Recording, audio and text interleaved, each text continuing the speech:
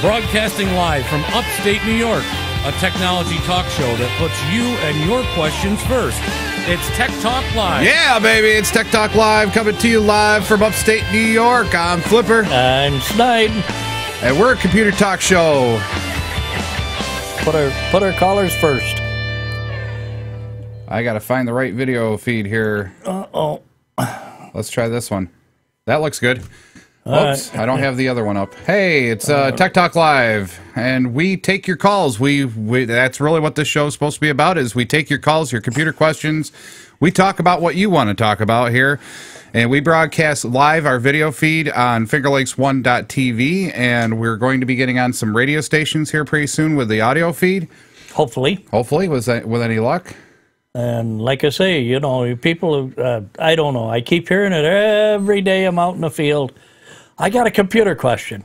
Call in or email us at the show, please. Yes. So if you want to give us a call, you can give us a call at 315-220-0692 or give us an email at techtalkliveny@gmail.com. Cool. So, anywho, we got several topics to cover today. A ton of stuff. Well, not a ton of stuff, but anyway. Well, some topics, but like I say, if we had a caller in had to have a topic, that would help us out immensely. Right. We love answering questions. That's the big thing. We love answering questions. Technology, camera technology. What did I see the other day? Camera technology. Oh, the two different sizes of camera. Like your big camera you got, what size is it? D50, D90? What is it? It's what do you mean? The size is? It would be your considered big camera. Yeah, it would be considered a digital SLR. It would be a full SLR. Well, they got a new one out that's comparable to it, SLR, which is Canon, and I just can't remember the whole article. Well, but it was a small subcompact thing. Yeah, it was the. I just saw it last night. It was the SLI or S. No, it was the T5i just came out too, but that's a full size SLR. And then there's the next size down, which is the S1, I think is what it's called. Yeah, SL1, wasn't it? Yeah, SL1. Maybe that's what it was. Yeah, but it like took the size of a full size SLR and compacted it down and made it about half the weight. I says, holy cow! What kind of lens do you put on that, you know? Regular size lens. It takes a regular size lens. Takes a regular lens? You can put that big long lens on it with a tripod? Yeah, could you picture that? You know, big long lens with this tiny little camera, you know, so there.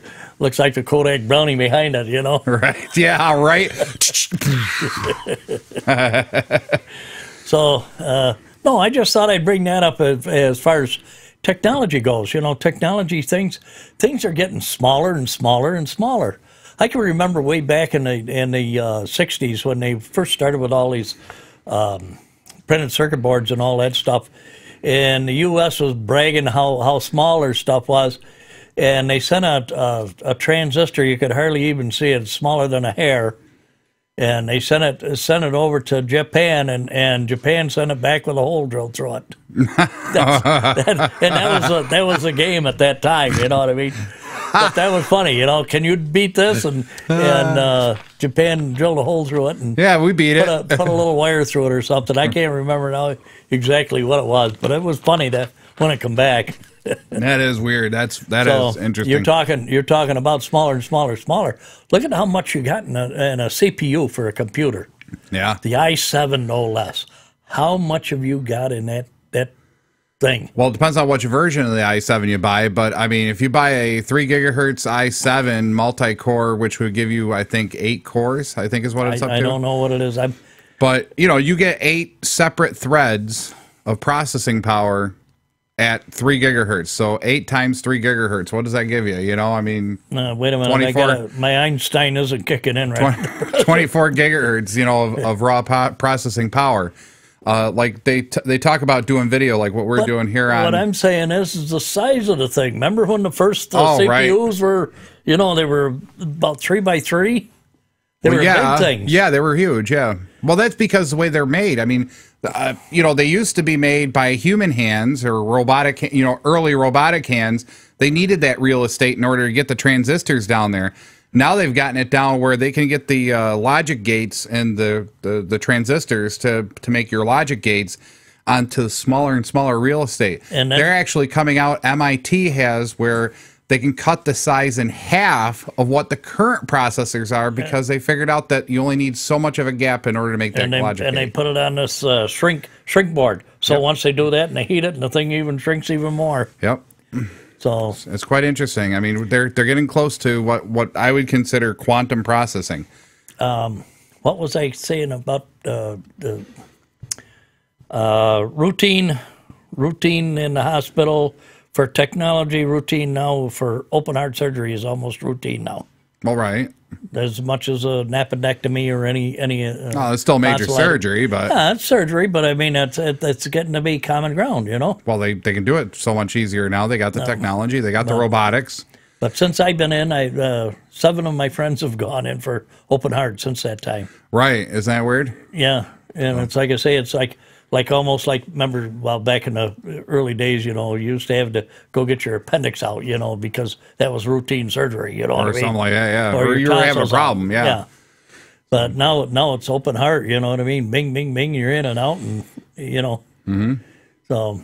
But you know, it is. It's becoming more and more routine. But you know, at the same time, a lot of different sectors are benefiting from the new technology, like the i7. The i7 Itanium, or what is it? The Xeon Itanium processor, is that what it is?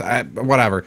One of those is now being used to get a full 3D digital model through, I believe, CAT scans of a person's area that they're going to operate on before they ever do it. And that gives the surgeon a full 3D model, and they just work on the 3D model. Once they clamp you down and, you know, put you in the spot, literally they're working on you with robots, and that's it.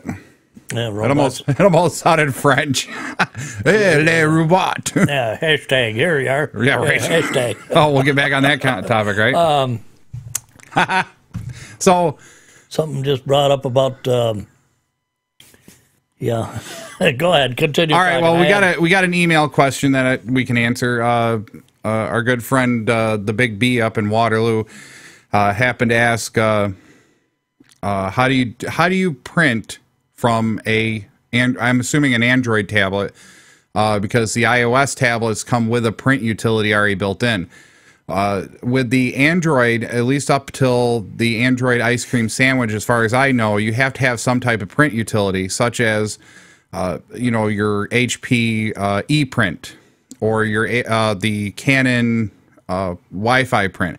And a lot of times, these printers will come with those apps or give you a link to go grab those apps for free. So you don't have to spend $2 or $3 on a print app off the Google Store or, you know, something like that. But you need to have a specific app that goes specifically with your printer. So if you got a wireless printer, it's on your network. Go, if it's an HP, go get HP print. When you go to set it up, it'll ask you to search for. It'll give you a search for printer. You hit search for printer. It'll give you it in a list. And then what you have to do is use that app in order to print. So if you want to print a web page, you got to, you know, open its browser, put in the website address, and then hit print. So Looks like I'm blushing or something on there. maybe a little bit. I don't know why. I'm not embarrassed. God knows you're never embarrassed. I mean, what are you smoking? Anyway, No, I don't smoke anything. Right. Go ahead. Did you figure out what you? Yeah, you mentioned 3D, and that's what I wanted to bring up is the new computer apps now coming out. Not apps, but the new computers are coming out with three-dimensional screen and draw on the screen itself without using glasses. Yeah. Now, I didn't read into it, but maybe I'll do a little more research on that 3D because I see that come out. I just kind of skimmed over it and I see it and I just says, well, I'll bring it up on the show and see if we can get anything discussion on that. But that sounded like it was going to be pretty interesting for your computers, your laptops, especially 3D apps without the glasses. Yeah. On your screen. That'd be interesting. I'd like to see that happen. Well, That's only depth, really. It's only depth, yeah. Well, it's stereo processing. In other words, you have to process two separate images at the same time that overlap in order to give you that three-dimensional look, you know. And it's all fake. I mean, we all know it's fake, you know. I mean, you reach out and there's nothing there, you know. But I guess it would be interesting. But Sony came out with a 15-inch polarized, or maybe it's a 30-inch polarized TV or screen for the PlayStation, where if you have specific apps that work well with split screen or whatever the case may be, like saying you got a first-person shooter like Call of Duty or something like that, instead of having split screen on screen where this person's here, and you lose all this real estate so you can't see everything, they polarize the screen so when one person's sitting over on the right and the other person's sitting over on the left, you see the full screen of your character and, you know, your screen. So you get to use the whole real estate and the other person gets to use the whole real estate. And that is all done by polarization. So one set of lines draw for one person, another set of lines draw for the other. So you get the full real estate. And that's an amazing technology. I wish more TVs came out with it and the games were already set up for it. Well, we keep saying technology, you know what I mean? The things we learned back, I'm saying in the 80s, yep, we learned about computers and stuff, are no longer, you don't even think about them anymore. Well, they're all the bases. All this stuff has been processed so much now that everything is so fast. And well, yeah, it's not mechanical anymore. You know, it used to be mechanical. Well, it used to be mechanical. I mean, you could actually follow how everything flowed, and it was easy to really look at, okay, when you're diagnosing a computer, you didn't have to sit here and watch the computer as it broke so much. You could actually take some symptoms and go, okay, this is probably what it is, and this is probably what you got to replace. Okay, replace the video card. You replace the video card, you're done, you know. You moved on, you know. Nowadays, things work so quickly, and there's so many moving pieces that have to work in conjunction with each other. Like, the video card has the video card, plus then it has a bus layer, it has a driver, it has DirectX, it has the 3D modeling, it's got, you know, all these different layers. And when somebody says, oh, I got a video card problem, I wonder what that's wrong, and you can't figure out what's really wrong, sometimes, you know, you run into that situation where you're diagnosing, and after about 3 hours of diagnosing, and you're still not finding the exact problem. And how much is this costing a person, you know? Right. It's time just to reload, start over, reload drivers, whatever. You know, start taking steps to see if you can isolate the problem, or, you know, okay, I replaced the driver, all of a sudden it's fixed. Okay, great, you know. But it's because I think it's not necessarily the technology has changed, per se. It's still mechanical. It's still logic gates. It's still ones and zeros. It's just that it's so many ones and zeros on top of each other. So many different layers. And processing so fast, at a blink of an eye, it's already processed 1 trillion bits of information. Right. Yeah. So at a blink of an eye. So how is a human going to keep up with it? But I was just saying that here we were back years ago. You know, you blink an eye, and they're saying, "Oh, well, we just processed 1K of information, you know, yeah, right? or 8K, you know, in a blink of an eye." Yep. Now you're talking trillions of bits of information per second. I know. It's amazing, isn't it? You know, these people that keep saying about well, I got a nice thing, and my thing is the top of the line, and I says, you're way out in left field, babe. You ain't even started. If you bought this 2 years ago, you're still way out in left field. Right. Unless you got one right direct from the factory that's all updated with everything possibly you could update, and it's still outdated, you know, because things are processing so fast. Well, I saw the other day the Dell just came out with a model that they're now releasing and selling. It's $3,600. Okay. But it's 2 years old. If you stop and look at it, and it's probably maybe a year old. Okay, I'll give you a year old. The technology I'm talking about, a lot of it's 2 years back. I'm going to give you a year on this one because I mean I think Intel put this processor out and they really booked to try to get this out there. Yeah, but it's the i7, and the way they tout it is it's like it's got 32 cores is what they're saying, at 3 gigahertz. So 32 cores. I don't know how that even works out, but I think it's what Einstein. Let's go. Well, I'm still processing. I don't get it. The trillions of bits of information per second. Right. So I mean, but it's a gaming machine. Well, so far there's only like a handful of people who bought this machine at $3,600. You know, play their games like StarCraft and Diablo and all that. Yeah, but are these updated with the new game technology that's on the disc or on the game in the game to make this thing? Well, just the pure processing power has just got to be nuts. But it's sitting there waiting for the game to do something. Right? Yeah, that's what I'm thinking. I mean, you think about just how big that is and how much process. I mean, you would be able to process every bit of information on a 100 gigabyte video file in probably seconds. All right. Let's try to fantasize this. Oh, I love fantasizing. All right. Remember this last week, like Tuesday, Wednesday. Yeah, Tuesday, Wednesday, yeah. Whatever. They had a new picture of the universe, and it laid out what the 3D universe model was of the universe and how humongous this thing is. And to process all this information, bits of information, all these stars and everything to come back, stars and everything else, to come back in, to be processed, to be sent here, so that you can see how big this is. Now just take that universe and put it in this computer at trillions of bits of information per second. Mm-hmm. That's how big this thing has got, only it's still in the laptop. You see what I'm saying? Right. I mean, your processing power has gone way through the roof in recent years. So, but a lot of things have to have that. I mean, if you think about it, like video processing, the more processing power you got, the better the video playback is going to be, the better the resolution you're going to be able to handle. But our video receiving is still only 1080i. Well, that's fine that it's 1080i, but we're not. The problem here, I think we're missing here, or what we're trying to get at is the video producer has to produce this, compress it, make it look good, and that's where the processing power really has to be. On the way down, it's more internet speed, and being able to process it on your local computer. I mean, you got to have basic processing capabilities. Well, I was just talking television-wise. We're talking 1080i as the process. P, whichever one it is. But to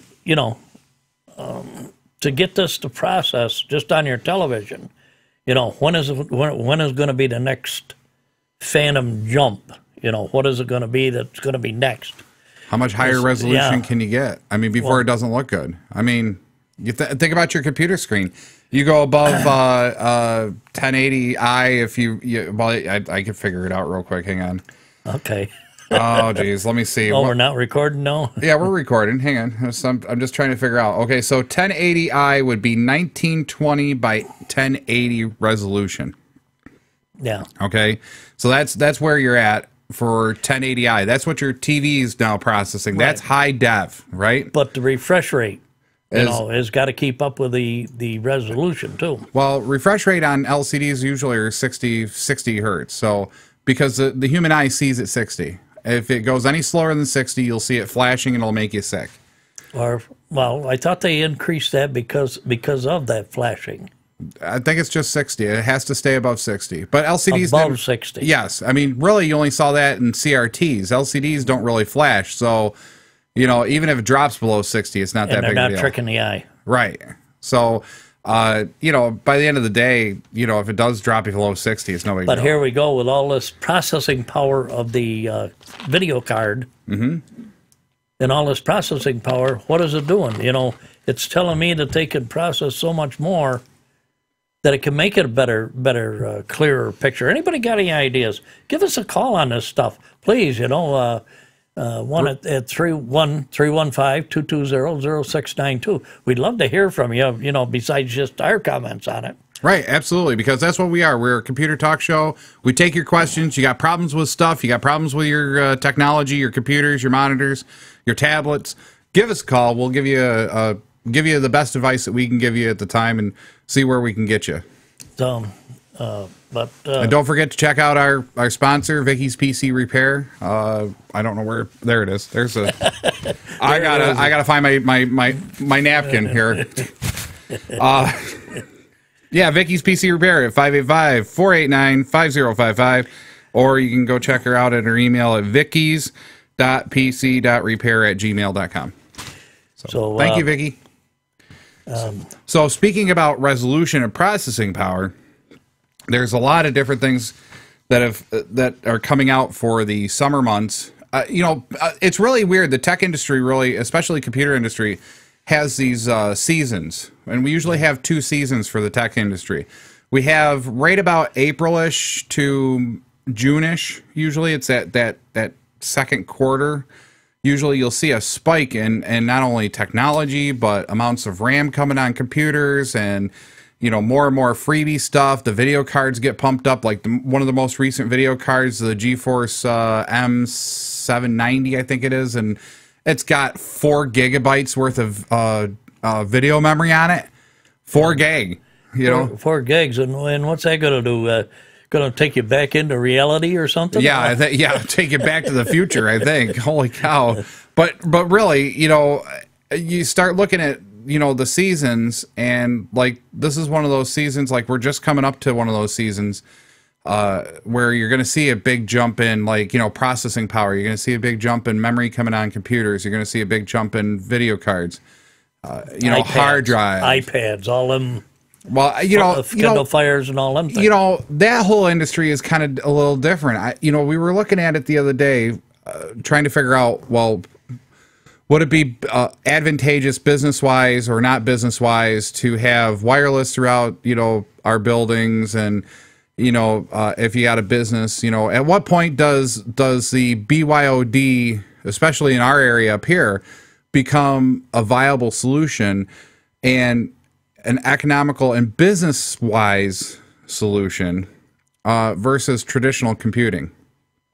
I don't know that answer yet. I'm still working on that. Well, but wireless is eliminating a lot of the wires.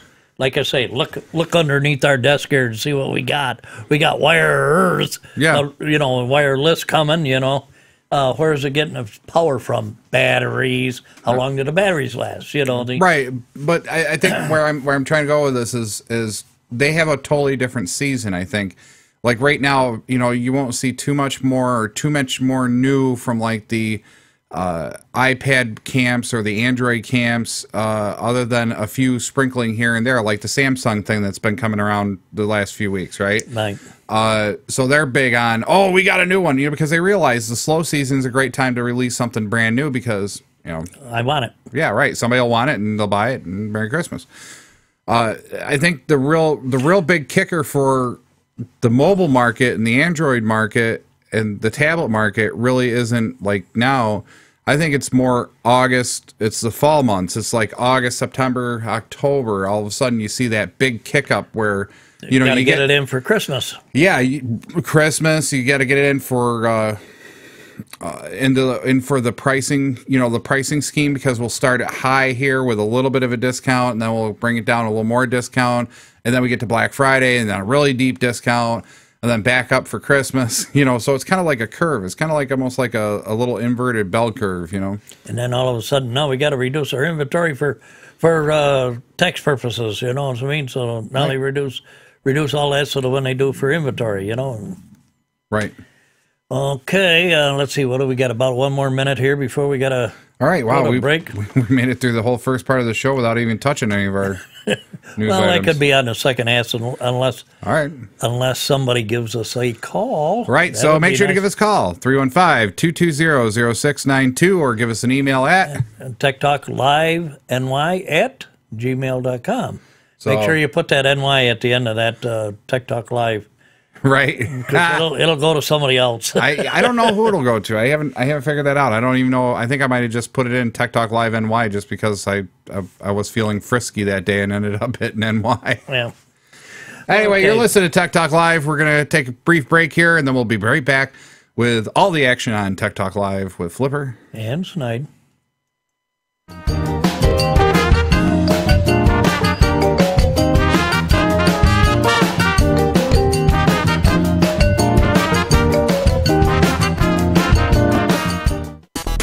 It's Tech Talk Live's product reviews. Are you looking for a great wireless optical mouse for your laptop, desktop, or gaming system? The Logitech M305 fits the bill. Go check it out at tiny.cc/TTLM001. The Acer Aspire V3771 is a great laptop. It comes with an Intel i3 processor, 6GB of RAM, 750GB hard drive, 17-inch screen, and Windows 8. Comes in at a great price point. Go check it out at tiny.cc/TTLA001. This has been a Tech Talk Live product review. Vicky's PC Repair, 585-489-5055. Did your PC go kablooey? Maybe your laptop is screwy. Then call Vicky's PC Repair, 585-489-5055. Need some computer training? Maybe your computer is old and failing. Then call Vicky's PC Repair, 585-489-5055. Ready to hammer your hard drive? Tech support got you waiting for days. Virus and worms and malware, oh my. Then call Vicky's PC Repair, 585-489-5055. Tell her Flipper sent you. Vicky's PC Repair, 585-489-5055. Welcome to Seneca County, the center of New York's Finger Lakes region. Did you pack your camera? Capture frame after frame of breathtaking vistas that only rolling vineyards nestled between sparkling blue lakes can create, where sunrises and sunsets are events in themselves. Explore small towns and villages filled with quaint shops and rich history. Take in one of our many festivals that celebrate everything from the harvest to women's rights. Tour vineyards and farms and sample the sumptuous foods and wines that the Finger Lakes are known for worldwide. It's the deep waters of these lakes that make our wines and produce so special. They moderate the temperature year-round, creating a unique climate and ideal growing conditions. In fact, it'll only take a few sips of our wines for you to see why so many of our wineries come home with top honors from national and international competitions each year. If you're not a wine lover, wet your whistle at one of the microbreweries, meaderies, distilleries, and cideries that complement the wine trails in Seneca County. Or enjoy the dining, live entertainment, and special events you'll find at the wineries year-round. For quick nosh, nothing goes better with wine than cheese. Sample the area's best right at the wineries. Stop by an artisan cheesemaker's farm. Or get your fill of all our farm fresh products at the road stands, farm markets, and restaurants that dot the county. Then, work it off. Our parks, golf courses, and waterways offer you every outdoor activity imaginable. Bike, hike, or cross-country ski the over 30 miles of trails at Finger Lakes National Forest. Hike or snowshoe through the Montezuma National Wildlife Refuge, where you'll get to see thousands of migratory birds and other wildlife species in their natural habitat. Or if water's more your thing, boat rentals and launches provide easy access to the lakes and the Cayuga-Seneca Canal, which is part of the Erie Canal system and connects both lakes. Plus, there's lots of beaches, splash parks, kayaking, sailing, and canoeing to keep even the most die-hard fish happy. Speaking of fish, you won't believe the variety you'll find here in the Finger Lakes. From recreational to tournament fishing, you'll catch your fill and then some. So stock up on the tartar sauce and be sure to pack your pole. As you can see, if you love nature, you're going to love Seneca County. And if you love history, you'll love it here too. Our communities along the canal are home to historical events that changed the world. Seneca Falls was the site of the first Women's Rights Convention in 1848. Visit the Women's Rights National Historical Park and tour the convention site. Then go through the National Women's Hall of Fame, which celebrates extraordinary American women. Other area museums chronicle our role in the development of industry and transportation throughout history, like the Terwilliger Museum in Waterloo, the village nationally recognized as the birthplace of Memorial Day. The holiday began there in 1866 and is still a big event throughout the community today. For the story behind the holiday, visit the National Memorial Day Museum and delve into exhibits which honor the sacrifice of those who served our country. For more military history, head to the Sampson State Park Military Museum, which honors our veterans through its displays and their annual salute to the troops. Once you've had your fill of history, a little retail therapy may be in order. Our villages and country roads are filled with antique, boutique, and specialty shops for hours of treasure hunting. The Amish and Mennonite communities are strong and thriving here as well. Their markets and stands are must-visits if you're looking for great handmade furniture or homemade baked goods. And for great deals on the latest in designer fashions and more, Waterloo Premium Outlets is home to 100-plus name brand stores. Exhausted yet? Well, when you are ready to settle in for the night, you'll have your choice of woodsy settings, gorgeous lake views, or in-town charm. Pick from any of our stately bed and breakfasts, quaint cabins, friendly campgrounds, or hotels and motels complete with all the modern amenities. So, whether you're planning a romantic weekend getaway, a day trip filled with shopping and wine tours, or a week of exploration and outdoor fun, we invite you to come visit us in Seneca County and see for yourself why we're the center of the Finger Lakes. We promise you an experience that will linger in your memory like one of our fine wines and leave you wanting more.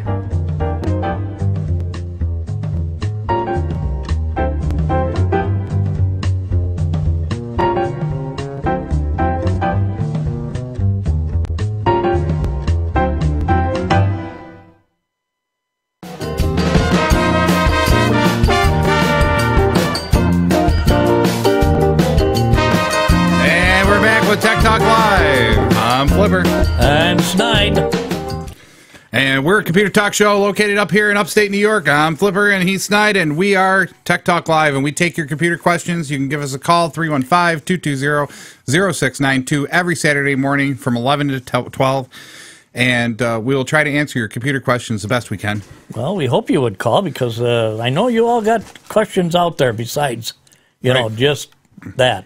Right, absolutely, and that's what we're here for. Now, what do we're going to try to stick on our things this time. I guess, right? Yeah, the first half was kind of fun. We were just kind of riffing off everything that we had, happening this week. But a good friend of mine actually gave me a little project to work on, and it's a Western Digital My Book, USB compatible. I think it's a 1 terabyte drive setup here. And what was happening was the machine, when it would power up, but it wouldn't actually connect, and there's a blue light that comes on when it's connected, and so on and so forth. So I ran a few tests, and it looks like inside here we got the power port, and then the very next port is the USB port here. The USB port, it seems to be either the cable. That's that S style, isn't it? That's the mini.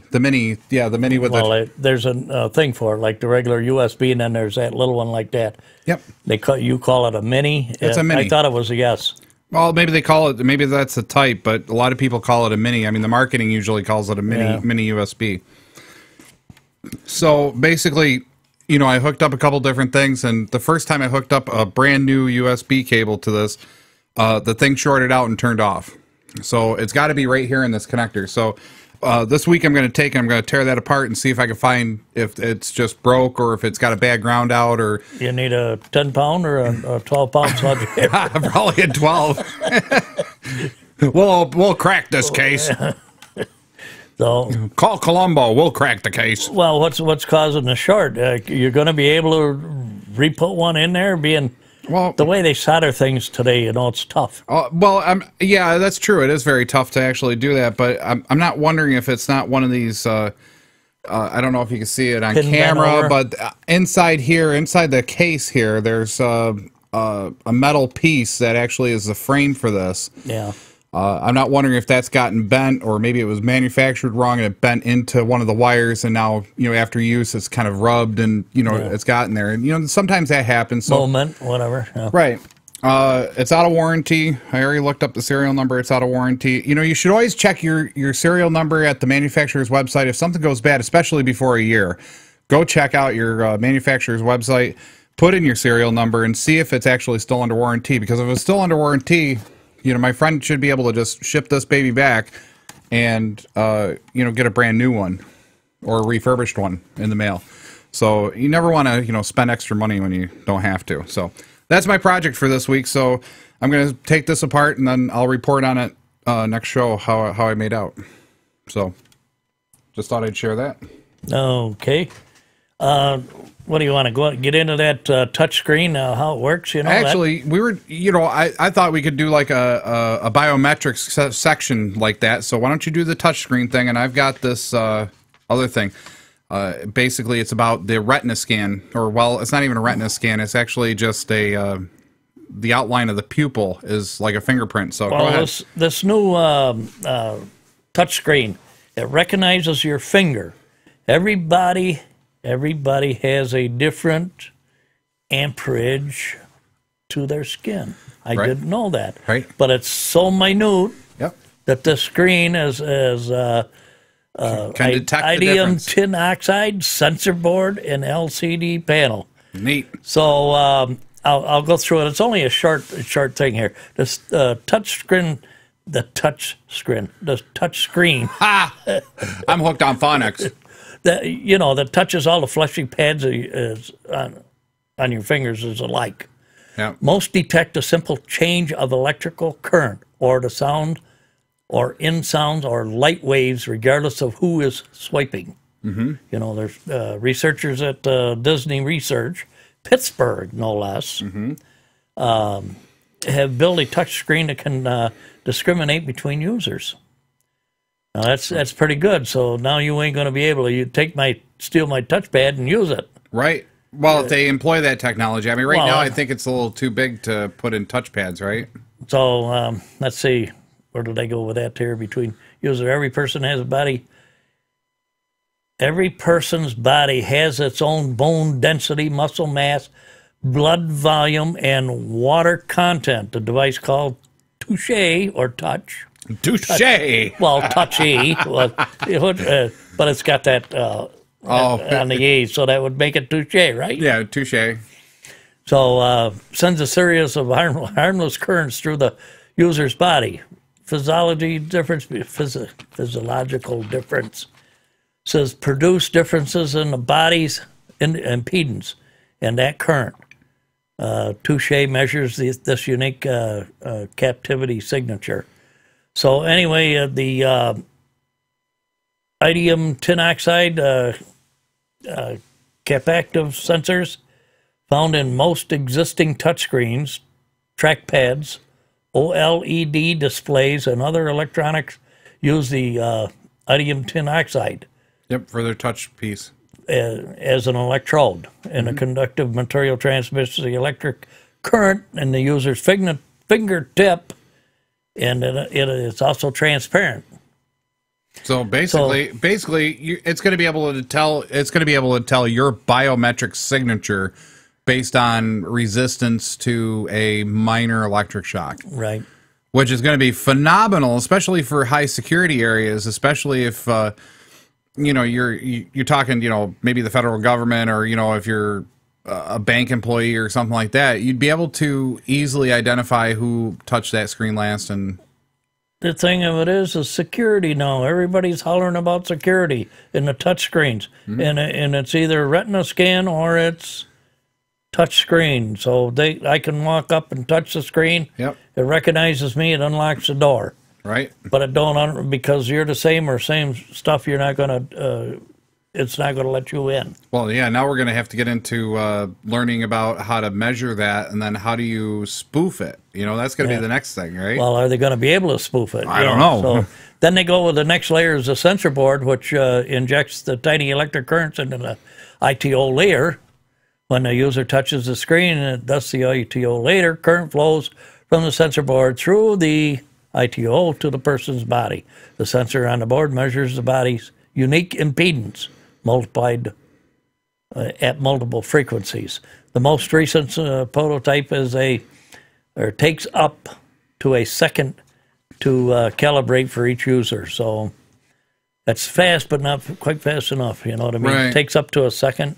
Yeah, but that's okay. I mean, a second on your initial sign in to get the signature, and then a half a second to a second to whatever. It says here it can recognize a familiar body in 500 milliseconds. Yeah, so that's even less than a blink of an eye. Yeah. Well, actually, Disney's had this type of technology, at least a sort of technology like this, for their ticketing system. You put in a ticket and then you have to put your finger down, and it records that biosignature, and then it takes a picture of your fingerprint. So, is that for when you were down there? yep. Yeah, it was kind of neat. It was But really anyway, the last one, the LCD panel, the LCD provides the touchscreen's graphics interface. right. So speaking of biometrics and moving a little bit more onto that retina idea, I Verify basically is a biometric verification utility where it actually grabs a picture of your eye or the iris, and then it takes and it maps out the shape of the pupil itself, so the opening. So no two persons is alike, and it grabs it, and it basically uses it as a lock and key type scenario. So if you ever forget your passwords or something like that, it's big. It's 1 in 1 quintillion. No, that an eye could be the same. Well, false rejects would be 1 in 10,000. So no, I'm saying the eye being the same as somebody else. It's 1 in a quintillion or something like that. Unrealistic. It's phenomenal. Yeah, it's a huge number. Almost to the point I think I can't even think of how big that would really be. I can't even fathomize that. It's 6 more zeros on the trillion. Right. 6 more zeros on the trillion. So, but anyway, moving that number over, that's quite a hunk. Right? So I Verify really is looking at the concept of making this the actual password thing, because I don't know about you, I have a ton of passwords. I can't remember them all. I have to write them down or use a special program to keep them all. So then I have a master password that then lets me see the passwords in this program. Then I can use that. It's getting ridiculous, the amount of security we have to take in order to keep ourselves somewhat safe. Safe. So this is going to be kind of neat if they get this piece down to where everybody can have it into their computers and use just a webcam, and it'll grab it real quick, or whatever the case may be. I think it's going to be great to be able to do that instead of having to remember a 18-character password or something. Scan frequency is 1 kilohertz to 3.5 megahertz. Right. So that's the scan frequency range, and then the scan rate is 33 times a second. Mm-hmm. So that's quite big. Well, the other thing that they're talking about doing is that the human voice is also very unique as well between users. So if you just start talking, and maybe you have to read something, but your voice changes over a period of time. Right. Well, that is the problem. But anyway, recognition accuracy of this here touch screen is 97.8% accurate. That's pretty good. So I'd do it. Recognition time is. That's got to be a lot better than those metal. If you remember the metal tab biometrics, where you basically scanned your fingerprint, so it's looking for that same fingerprint every time. I think that would be a lot better, being able to tell the human body, the differences in the human body between users. So you're at half an amp, I'm at a full amp. Yeah, right. I'm amped up, baby. Oh yeah. Wait until he starts drinking amp. No, thank you. I'm good with just my normal Pepsi. Yeah, well, these high caffeine drinks, boy, are getting bad. They are. Well, I didn't mean to bring that in. Well, no, that's okay. We can go out of left field on that one. They're getting nuts. I mean, I forget which one it is, if it was Amp or Red Bull or something. They just doubled the caffeine amount. It's like, oh my God. That new one out with a 3 where, what's his name, Bushy is running on his car now. Instead of 3M. But he's got the 3 green slots running down the side of the drink. Monster something, or is it Monster that doubled it? Or no, it's tripled. Yeah, somebody pumped up the caffeine, and it's like, oh my, what are we going to get to? I mean, eventually we're going to drink a caffeine drink, and we're going to be like, hey, hi, and your heart's going to explode. I mean, well, that's what they're claiming on this stuff here. Yeah, why they're pumping it up. But this 5-hour energy drinking, they've been on that for quite a while. But anyway, let's get back to the show. Yeah, get out of town. That's nuts. Please, people, be. I'm not the biggest health nut in the world. I'm not even really a health nut, but really, there is extremes to both things. Being a health nut and then drinking these energy drinks, and smoker, non-smoker. Whatever spectrum you want to look at. But man, some of these things are getting scary, especially like, these energy drinks are one of them. It's like, they're going, hey, we can pump it up to, The human body can handle up to 500 milligrams of caffeine. Yeah. What if they have a heart problem? They drink it. You know, when are they going to get started? And you know, why aren't they getting sued yet? I can see that with Bloomberg and his sugary drinks and all that. Oh, that reminded me the other day when they were coming out with all this, how much sugar is in a drink. All right. And they had that on Good Morning America. And I says, there's no way possible there's 2 bowls of that sugar in one Pepsi drink. There's no way possible. Well, I mean, if we read the actual nutritional factor, sugars, there's 41 grams of sugar. That isn't very much. Well, by the end of the day, it isn't. I mean, it's 14% of your daily allowance on a 2,000 calorie diet. Now, if you drink a 6-pack of these, okay, you're getting that bowl of sugar that they're talking about. You're probably getting it if you drink a whole 6-pack of these. And what length of time? Right. Not over a week. No, but it would be over a 5-6 hour period or something. Right, in order to spike your blood sugar that fast, and then have that much sugar in your body all one time. So, but we're not nutritional experts. We're computer experts. So let's get back to the computers, right? Give us a call, please. 1-315-220-0692. Or you can give us an email at techtalklive@ny@gmail.com. Check us out on the web. You can go check our home out at fingerlakes1.com. Where we broadcast live every Saturday morning, 11 to 12. So if you want to get in on the show, you can always call. Even if you're just looking to get on the show and you're not actually listening to the live broadcast, you can always give us a call or send us an email, and we'll do the, handle it or do it up at that time. So, and if you're listening on any of the new radio stations that are picking us up, same concept. They might be replaying this whenever they do replay it. Just give us a call at between 11 and 12. Eastern time, Saturday mornings, and we can get you on the show. Well, still email us, you know what I mean, and we'll get your question on the. Oh, absolutely. So we anyway, love email. Next topic. Let's. I really thought there's been several articles this last week, and big news things about different viruses coming out and how the security piece has just really been, and that's really what it's all been about the last few weeks. Yeah, since bobblehead, yes. Yes, So all these new things have come out, yes. So real quick, there's, a couple of different places like PC Mag and Neil J. Rubin King, who wrote the article. There was another one on Maximum PC. But I just thought I'd grab a few of what they were saying as some of the signs that I agree with, if you think that your computer's infected. So here are some of the signs to look for and to figure out if you're actually infected with something. Is that like, here's your sign? Here's your sign, baby. Absolutely. So, I mean, one of the big things that seems to be going around that a lot of people are just like, well, I wonder how I got that. And then they don't think that, well, it could be a virus or malware.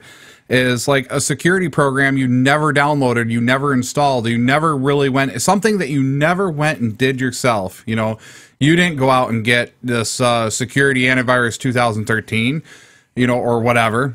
And that's a really good indication that you've been infected with something, because these fake antiviruses and fake malware or fake malware removal tools just all of a sudden pop onto your computer. And that's what we call a drive-by download. You might not even have known that you were visiting a site that had this hack or had this infection, and all of a sudden here it is, and now you got it. So that's my first one that I really think is a really good indication that you are infected and you better do something about it.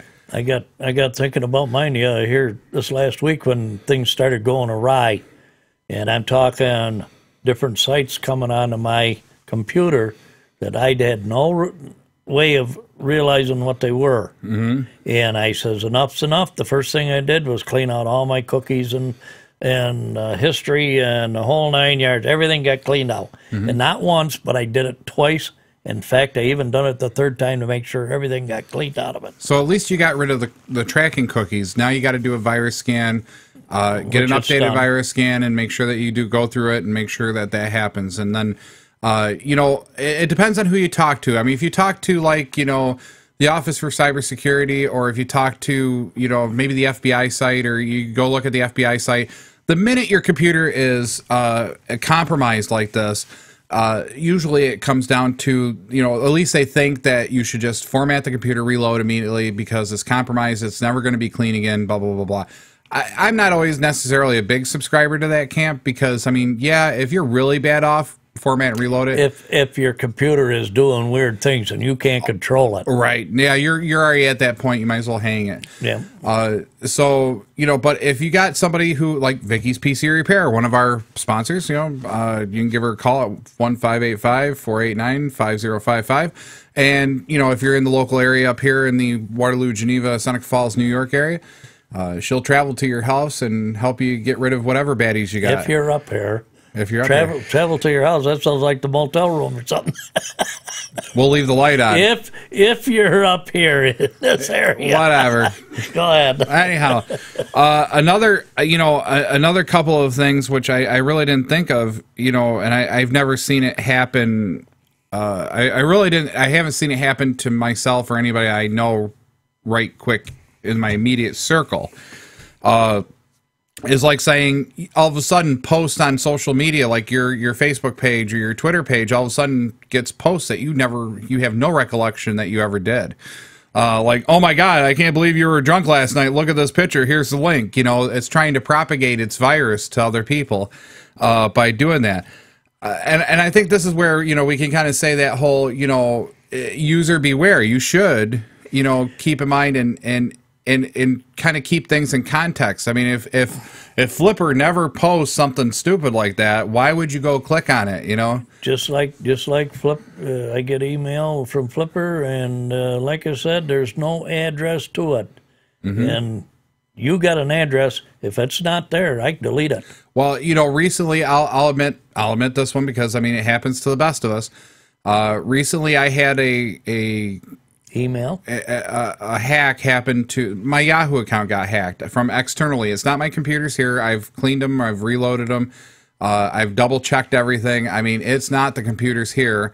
Then when I finally got the return mail from this hack that happened, and they were trying to propagate the virus to places that I had sent emails to, and you probably got one. I don't know if you did, but it actually shows up. It says it's from me. It has my Yahoo account on there. But then it's just a one-liner. It says, check out this Viagra pill, and then it gives you a link. Yeah. And if you click on that link, it immediately propagates and then starts infecting your computer. And it's like, well, why would Flipper even send you just a random... if anybody knows me, they know that I don't just send random thoughts or random emails out of nowhere. Usually I'll send something and be like, hey, I need to help with this, or I need to talk about that, Where I first realized this was when...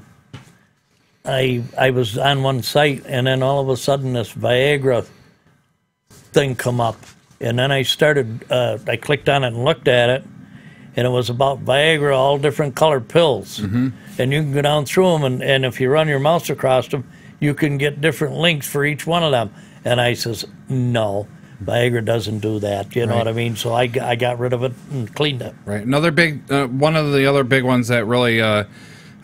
that I really find fascinating in these lists is, your browser navigation is redirected all the time. Like saying you open up Internet Explorer or Firefox or Chrome, and you're intending to go to Facebook, but instead it redirects you to a thing that looks like Facebook, but the address is wrong. It's like, www.facebookm125.ogr or whatever, whatever.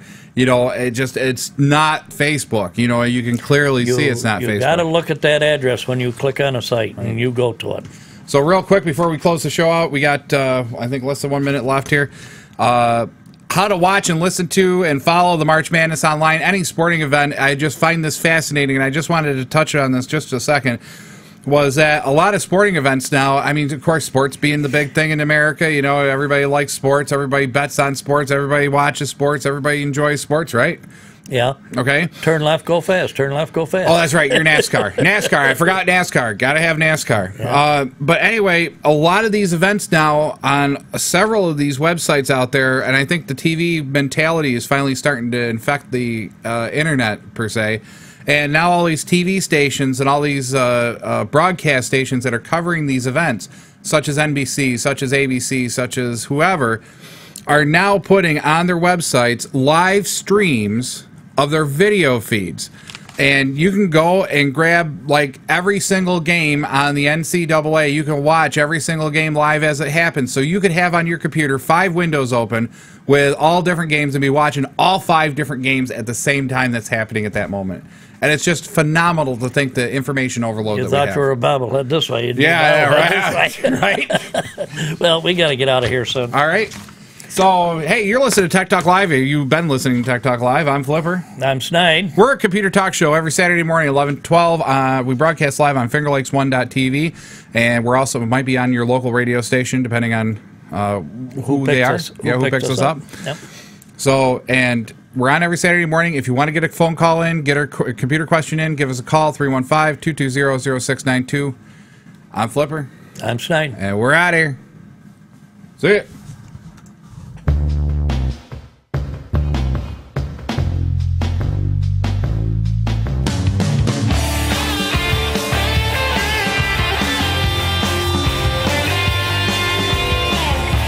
You've been listening to your technology talk show. Tune in next time to Tech Talk Live.